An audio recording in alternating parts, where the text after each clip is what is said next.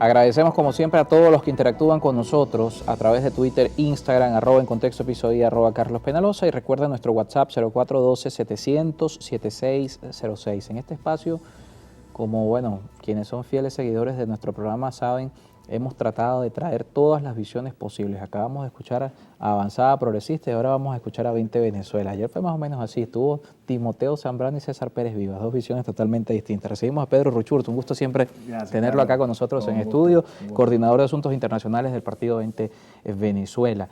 Quisiéramos comenzar con, además como por supuesto responsable del tema internacional, la perspectiva, la visión que tienen de lo anunciado este fin de semana con el tema de los votantes en el extranjero. No queda muy claro cómo se va a desarrollar todo esto. Hay 3 millones de electores, eso está claro, pero el tema es que se priorizan solamente 72 ciudades en todo el mundo y está sujeto, por supuesto, a los registros, a que se actualicen algunos datos, y ustedes han sido de las organizaciones que han dicho tienen que votar todo el que está en el extranjero. Nadie puede perder sus derechos políticos por estar fuera de Venezuela.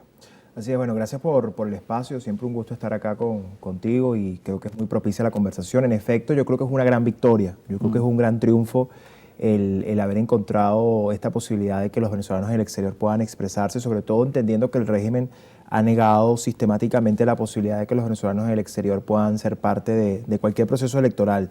El registro electoral, hay que recordarlo, apenas tiene a 107.000 venezolanos registrados y ya todos sabemos que son prácticamente 8 millones en el exterior.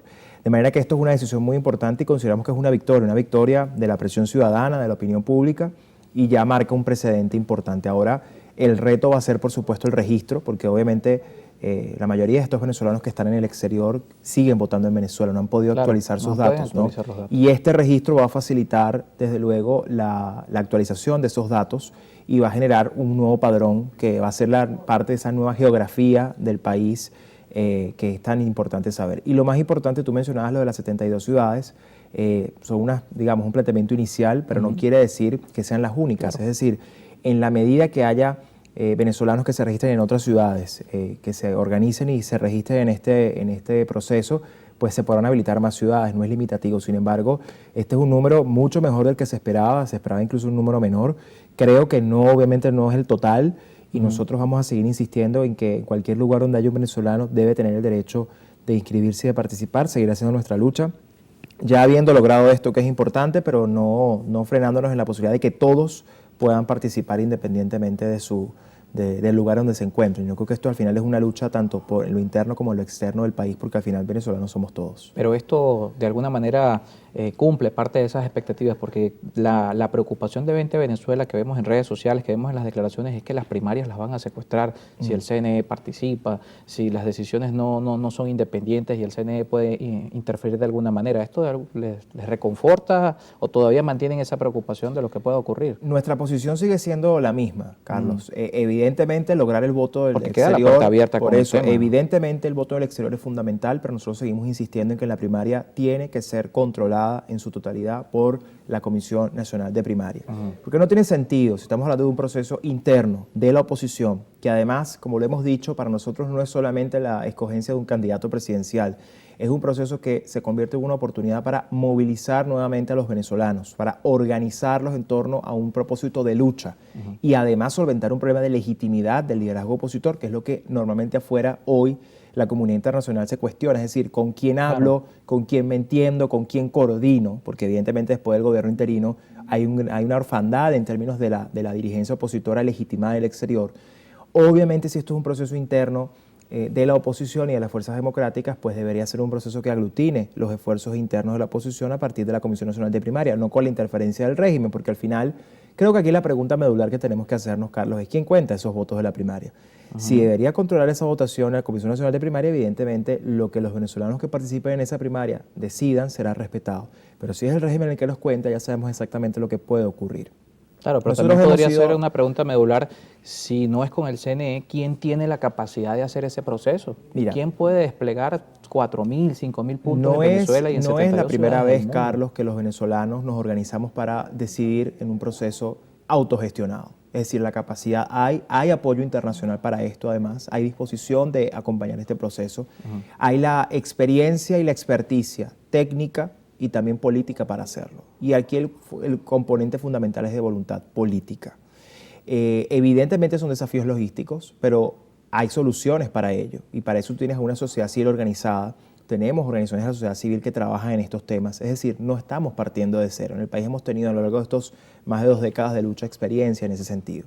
Yo creo que además entre lo más preocupante de lo que hay con la posible participación del Consejo Nacional Electoral, del régimen, que hay que además decir que sigue siendo el mismo régimen y que nada ha cambiado. Bueno, hay quienes dicen que las máquinas son de los venezolanos. Bueno, el punto, pero ¿quién controla las máquinas? Y al final, si tú además a esto le agregas un componente de la fulana captahuella, que además no solo tiene un componente técnico que genera dudas sobre la integridad de la identidad del votante, sino que además genera un efecto psicológico en el venezolano, porque es que aquí, Carlos, hay que recordar que la captahuella se utilizaba hasta para comprar comida, hasta hace unos años, que te obligaban a poner la huella. Entonces, ¿qué garantías hay de que esa captahuella, que además la utilizan, porque además hay como una especie de obsesión en conectar la captahuella con la máquina para activarla? Es decir, ¿qué garantiza que la secuencia de esa votación no vulnera el secreto de esa votación? Y peor aún, cómo, además del tema de la máquina, que es un debate aparte que podemos dar, porque ahorita la máquina presenta vulnerabilidades y sobre todo de cara a su auditabilidad, y vuelvo a la pregunta, ¿quién cuenta esos votos? Porque si tú ni siquiera le vas a permitir a la Comisión Nacional de Primaria que pueda hacer un conteo manual del voto, del 100% de las papeletas, si eventualmente se usan esas máquinas, pero si tú no cuentas el 100% de los papelitos que evite cada máquina, y eso lo hace automáticamente el CNE, explícame tú, ¿qué garantía tienes tú de que el resultado sea en efecto el que sea el que los venezolanos dijeron? Aquí hay una realidad, Carlos, aquí todo el mundo habla de la auditoría de la máquina, que se han hecho auditorías, que se han hecho el reconteo de votos, eso es verdad, pero nunca se han abierto el 100% de las cajas o las papeletas. Entonces, ¿por qué no se abre el 100% de las cajas? Porque probablemente lo que dice la caja no es necesariamente lo que llega al Consejo Nacional Electoral y lo que este Consejo transmite al país. Entonces, aquí, Carlos, creo que el componente fundamental de esta discusión es que cualquier organización que se ocupe de un tema como este, una consulta, una primaria, lo que sea, cualquier órgano electoral, incluso de un Estado serio, lo primero que debe procurar es generar confianza. Y para tú generar confianza no puedes involucrar los elementos que la generan, que generan desconfianza. Y eso es parte de lo que estamos viendo hoy. Y nuestra lucha sigue siendo esa y lo seguimos haciendo en la Comisión Nacional de Primaria. Pero las organizaciones también deben generar confianza y en 2024 hay que ir con esas máquinas, hay que ir con ese CNE. El sistema no va a cambiar de 2023 a 2024. Estoy de acuerdo en que evidentemente el proceso del 24 es una realidad. Ahora, bueno, aparentemente una realidad, porque hasta ahora nadie habla del proceso. Además, hay que decir, aquí todo el mundo habla de las elecciones del 24, bueno, hasta ahora no hay elecciones en el cronograma y el régimen no pareciera tener hoy incentivos para hacerlas.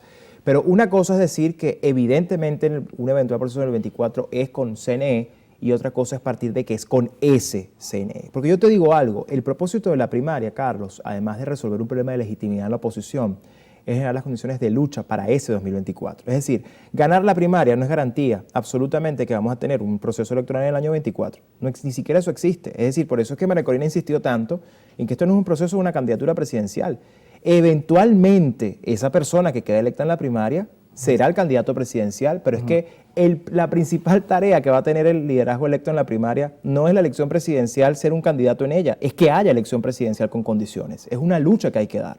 Entonces, evidentemente, desde el mismo momento, y como lo ha dicho ella, que se gane la primaria, y al día siguiente tú tienes que empezar a hablar con la comunidad internacional, vamos a empezar a explorar las opciones para presionar por condiciones de verdad. Una negociación eventualmente la habrá, pero vamos a buscar las condiciones de verdad. Vamos a buscar que los millones de venezolanos en el exterior que se van a registrar para la primaria puedan ser ingresados al registro electoral venezolano y que puedan también tener voz y voto en ese proceso.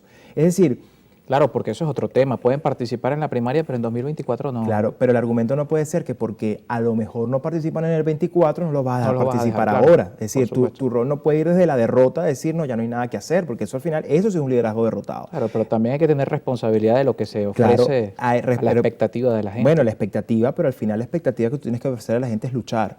Y vamos a luchar por las condiciones y vamos a luchar por el proceso. Pero cierro tu pregunta en este tema porque es importante, Carlos. Al final, lo que ocurra a partir del día siguiente de la primaria es precisamente la lucha porque el 2024 sea un proceso que le permita a los venezolanos volver a elegir.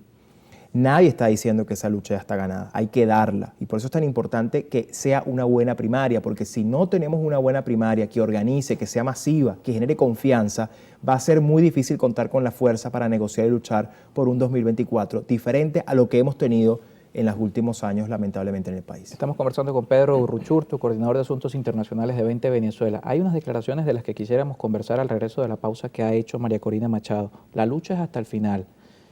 ¿Eso qué significa, entendiendo que hay una posibilidad de que el CNE participe en esta primaria y algunos temen que esto signifique que María Corina va por fuera de la primaria?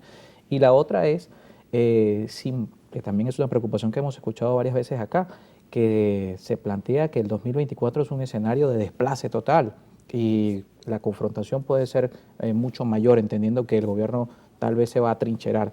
Si alguien viene, y bueno, es una cosa de lógica, aquí lo hemos conversado con otros invitados, si alguien viene y te amenaza con una pistola que salgas de tu casa, tú no vas a salir.